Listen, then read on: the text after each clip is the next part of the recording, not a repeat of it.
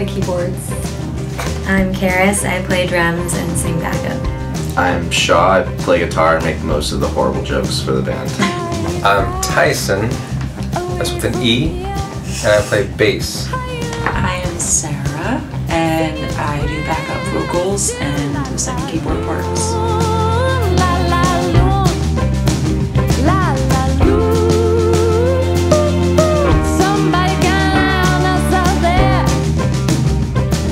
I found Christina through listening to her music, and she had produced a couple of albums, but this one in particular that was just her and keyboards and kind of sampled drums and her voice, and I was just like, this is the weirdest thing I've heard in a long time. This is awesome. And that's how we started this whole thing.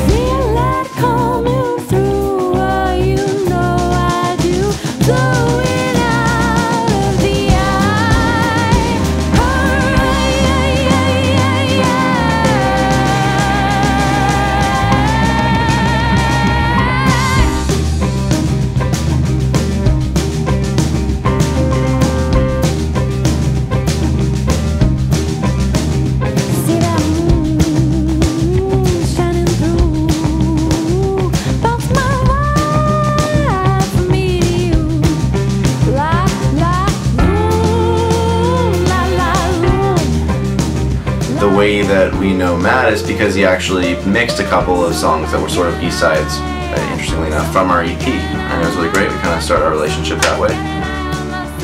We were coming down to Baltimore, and I said, hey, do you have any ideas for places to play? And he said, yeah, here's some, but hey, do you want to take part in this project as well? We're like, yeah, of course, that sounds amazing.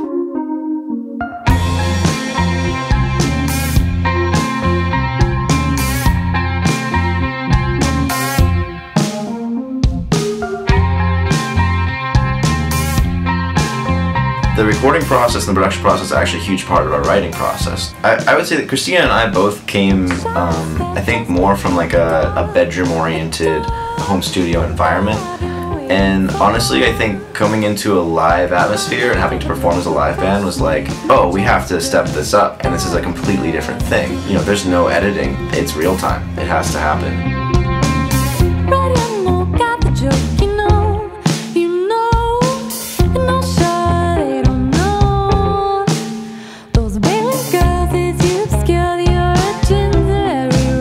I think if we had thought more about it, we might not have gone with the name. We've even talked about changing it recently, but we already had t-shirts made, so...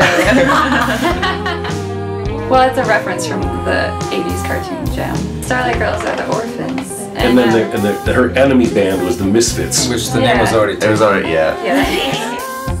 Gem is like, by day she's like this, she's Jerica, she's this music industry executive, and then she has this total other rock star alter ego.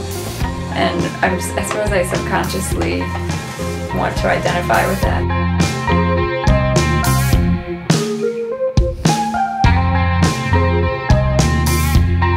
And so I think it's interesting to be a guy in a band that has girls in the name. Also because it throws people off a little bit.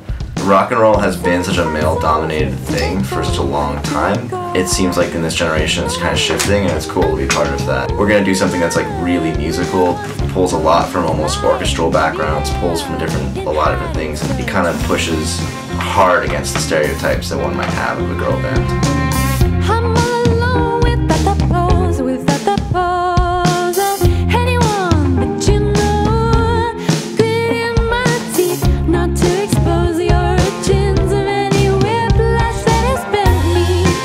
I think the music is very evocative of imagery. We all listen to a lot of music, obviously, but I think we probably share more of like cinematic and movie references in the music that we're trying to make. I don't know, it has strong themes of street art and of the underworld and of kind of, I don't know, where we live in Brooklyn, which is like dirty and dark, and artists who are weird and just kind of crazy, or actually crazy.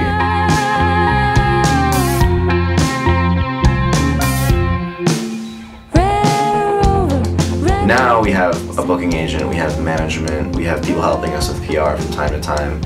But I mean, for a long time we were doing all of this ourselves. I felt like we were working on the business, like a solid 75% of it was just getting to the point where we could play music in front of people. I think we like the bullshit a little. I like, yeah, I sometimes I enjoy the bullshit. At the end of the day, I believe that the music is good, and if I didn't, I don't think I could do all the bullshit.